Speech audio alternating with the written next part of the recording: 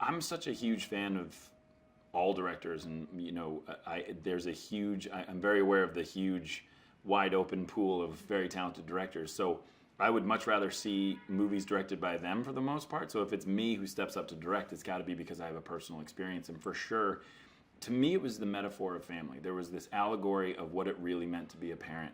And to me, my favorite movies, horror or otherwise, really have a strong metaphor. My job is to tell the story about this family. And if you care about this family, then you'll laugh with them, cry with them, and be scared with them. And I remember it was actually something I learned on The Office. Greg Daniels, who created The Office, I remember he said to me one day, he said, your job is not to deliver these lines funny. Your job is just to deliver the lines. And whether people find it funny, it's up to them. And if people find it sad when you say nice things or cry when you say nice things to Pam, that's up to them too. And I've always taken, it sounds like such a simple thing, but I've really taken that for the rest of my career. So I thought, I'll just apply it to this. I'm not making a scary movie. I'm just going to make a movie about a family. And if their circumstances scare you, then I've done my job right.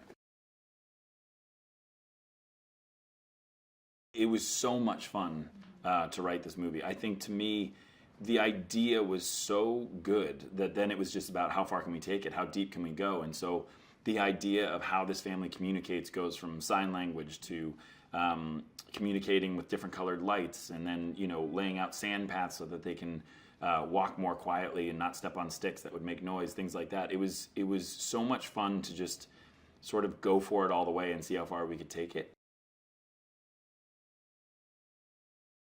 I always said it's kind of, it would be like releasing wolves into like a daycare center or something. We didn't even have a chance with these things. And so the world, unfortunately, has gone to a dark place because not a lot of people are left. And so these people are living in a world where not a lot of people are left because of these creatures have come and just taken over very, very quickly.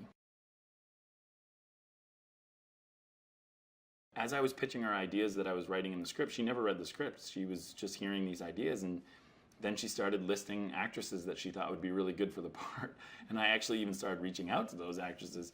And then one day we were on a plane together, and she said, do you mind if I read the script? Are you at that place where I can read it? And I said, yeah, sure. And she read it, and I'll never forget, she turned to me and she looked sick. And so, like, before I could reach for a barf bag, she just said, you can't let anyone else do this movie. And I truly didn't know what she meant. It was kind of like this weird, surreal moment. And she said, I have to play this part. And I said, are you saying what I think you're saying? I thought it's like she was proposing to me or something. And I said, are you saying what I think you're saying? And she said, yeah, will you let me be in this movie? And I was like, I guess. Yes, I guess we can let you in. No, and I've said it before, but the truth is it was the greatest compliment of my career, because I have been witness to exactly what it takes to get my wife to commit to a movie, and how insanely classy she is, how insanely smart she is, how insanely dedicated she is to all these movies that she chooses. Well, I mean, we learned ASL for the shooting, obviously. I think probably my biggest regret of the movie is that we didn't learn ASL all the way, that we didn't just learn this language. And the reason being is I always knew I wanted a deaf actress. That was non-negotiable. When I wrote the script, it had to be a deaf actress, not just because it's the right thing to do, but because selfishly, I didn't think any actress could have the depth and the texture, obviously, of a performance that someone who was actually living through that every day. But even most importantly and selfishly, I wanted a guide through this experience. Having a family that has a deaf child, I didn't want to pretend. I didn't want to put my own spin on it because I don't really know what that is. Finding Millie is one of the best things that ever happened to this movie, not just because she's a phenomenal actress, not just because she's the wisest, most special, angelic person you can meet, but because she was so giving, and she would say, very unintimidated, she would say, this is how this scene would be, and this is sort of how we'd communicate. Noah was in The Night Manager, and I thought he did such a great job. And in particular, there was this scene, this is how sadistic it is to cast kids for a horror movie. I was like, well, let's see how good he is at being kidnapped, which is, he gets kidnapped in The Night Manager. That just felt weird to even say.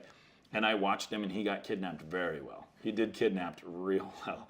And I remember thinking that takes a lot of guts, and it's really hard for a kid to actually access fear rather than portray fear.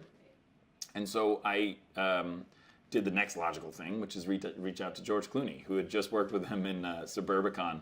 And I remember I emailed George and just said, listen, I'm looking at this kid, Noah Jupe. I think you just got done with him in Suburbicon. Can you tell me anything about him? And he said, what I will tell you, I remember the quote from George was, he's the greatest child actor I've ever worked with. And he said, in parentheses, and I've worked with them all. Being Dr. Ross on ER, I worked with a whole slew of kids. He's the best I've ever worked with, but more than best child actor, he's the best actor I've ever worked with. And he said, and he's the greatest human being, and his parents are the nicest people. You couldn't be walking into a better opportunity. And I thought, that's as good as it gets. And he was absolutely right.